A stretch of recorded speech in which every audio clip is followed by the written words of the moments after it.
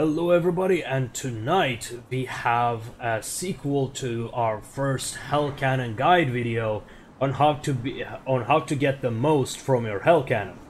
Well, in our first video I've given you a bit of advanced techniques, but some of you might ask, hey, if I'm using a Hell Cannon first person, what kind of army I should bring? Well, ideally what you do bring is an army like this, a very strong mainline, as well as a lot of flyers, because Hell Cannon is vulnerable to cavalry charges and aerial charges the most, as well as massed artillery positions. But from my test, and this is important kids, is that you need at least 3 cannons to stop one Hell Cannon. Yes, that's important. We have tested it with 2 cannons, 2 great cannons. They're simply not enough to stop this beast of a Hell Cannon when you are manually firing. So today we are going to be testing on what kind of formations do what kind of damage. Because what's important here is to pick your targets well. You need to pick your targets to do maximum damage. So the first rule is you pick the most expensive targets. We have picked Chaos Marauders for maximum carnage, not for the maximum price. So, usually you will see the enemy bringing in this wide formation. This is not a very good formation to shoot. From our test, we can say a box formation, just like this one, is the best one to fire. So, let's do some actual myth-busting tests, shall we? So first, I'm gonna fire on the line formation and see how it goes. Take our position. Fire. Just watch it scream. Nicely guiding it. And right in the center.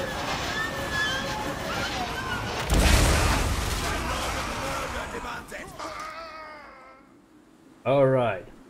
Let's take a look at what kind of damage we have just did. So they have 79 people left, so it has killed 11 men and has took away 1200 health from the unit. 1200 health from a line formation. And now, let's take a look at a box formation.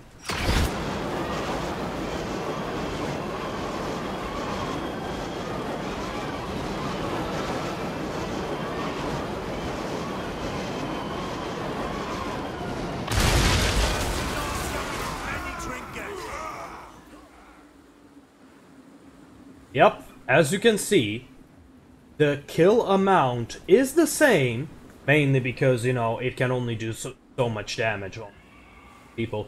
But the damage difference is 400. So it's about 30% higher when you're shooting at a box formation. Now, the other thing is the boom ability, which increases damage by 8, armor piercing damage by 18%, and explosion by 22%. This is gonna be good. Now, let's maximize this damage and see what kind of carnage we can inflict.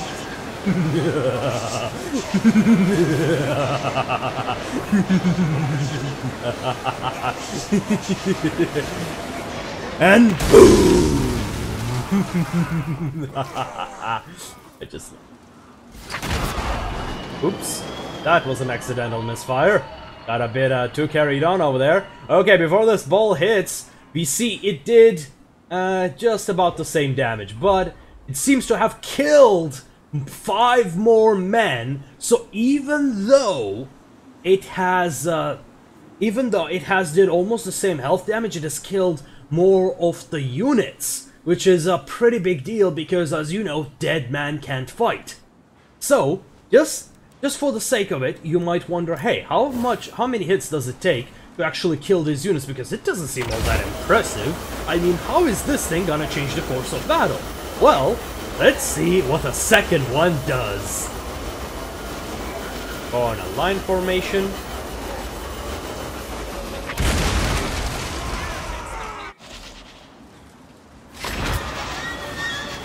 Yep, it has almost took out half their health. Not to mention the morale.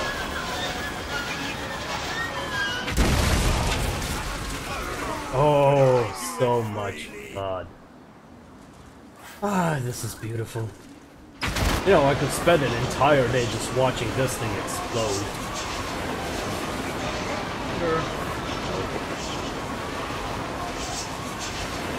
And boom!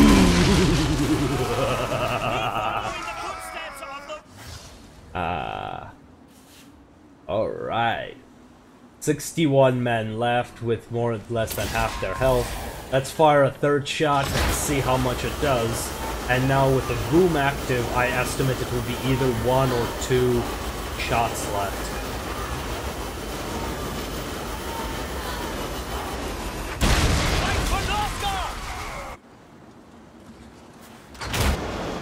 Yep.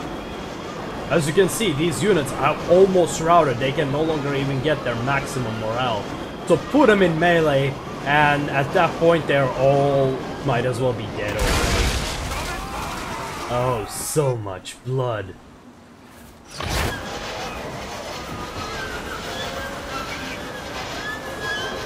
Well, of course, as the number of the units decreases, so does our damage, because there are less things to kill. This becomes even more pronounced when enemies in a line formation. So, from here we see how much damage this thing can do on infantry, depending on position. Now, there are different types of units, of course, in the game, and that you should be aware to shoot.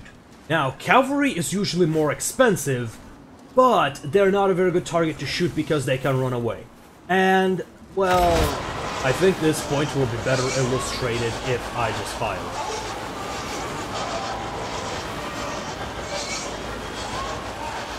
See, because they are fairly big units, the space in between them is also larger. So it literally just killed 3 guys. No, it killed 4 guys and didn't do much damage. I think they had like 5k damage, or 5k health or so. So let's shoot a second one to see how pronounced the effect is.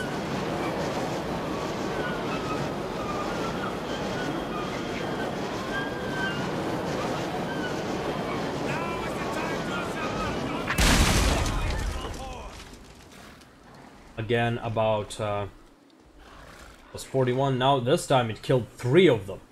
So as you can see, Chaos Knights are not a very effective target to shoot. So you might wonder, hey, can't you gen snipe with this thing? Well, I am glad you asked, and the answer is no. And here is why. Even with boom active, let's use it on Poland. Outside of the obvious point, most generals are very fast. When it comes to large generals like Polek or Sarkarel, well, there's a special animation which prevents a lot of this damage. Now we hit him squarely in the face, and he doesn't really care much. Yeah. Barely any damage. So let's take a look at a Chaos Giant where the effect is a bit more pronounced. Let's check how much health. 8,300. He had 8324 health at the start, and now we will see how much damage it does with a fireball to its face. Or, well, it's not exactly a fireball, it's a fireball of souls. Well, it kinda went right through him. Let's see how much damage it did. It was 400 damage. Let's try that again, and this time I'll try to hit him squarely in the face. And let's just hope it does not go right through him like the last time. Just careful aiming.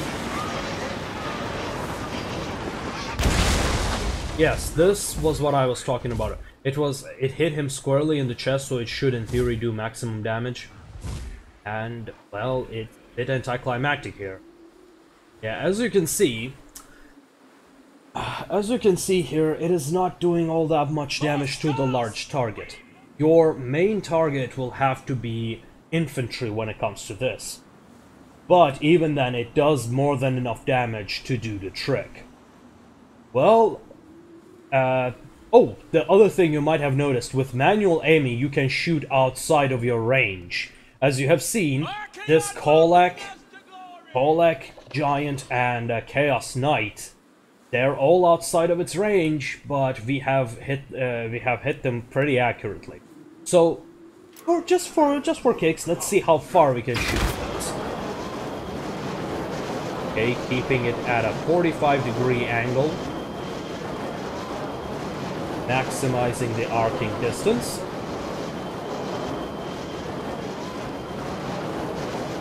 Raising the fireball. I'm just slowly, I also keep lifting my mouse to maximize the range on this thing. And we have just passed the enemy army. Guys, I think it just went off the map! Did you see that? It flew right off the map. This is almost double. It flew off somewhere over here. That's almost double the distance it can cover. You can shoot anywhere in this thing. Now, as one of the commenters have mentioned, it is also possible to have a rapid fire, namely a shot reset. This allows you to have up to 2 bullets and up to 2 fireballs in flight. I do not agree with that method, because when everything goes according to plan, and sadly it does, you will want to make the most out of your ammunition. Because we already have used half of our ammunition, I prefer not to go the way of shot reset. But if you know you will not be able to hold the enemy to use all of your shots, in that case, what you do is this. You let your cannon fire with AI once, then you jump right in, and the cooldown has reset. Yep, AI has missed as usual. But you know, it can hit.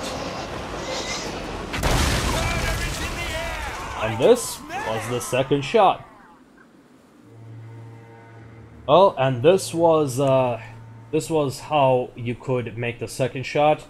I hope you enjoyed it, and happy sniping!